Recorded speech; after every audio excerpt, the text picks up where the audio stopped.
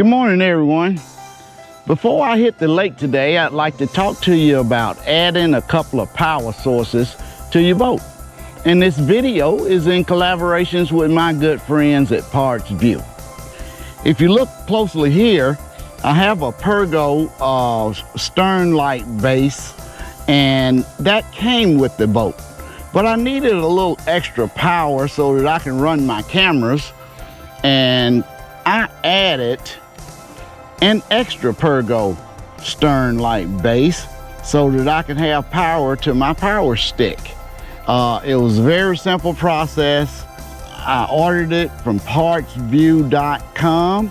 It was there in a couple of days, and it didn't take very much to install it.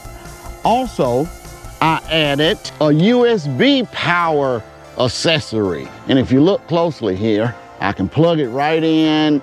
It'll tell me what the voltage is, and it allows me to charge my phone in case of emergencies.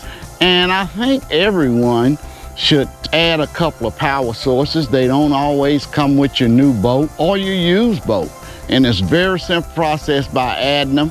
And you can get these parts at partsview.com. And while you're there, give us a big thumbs up.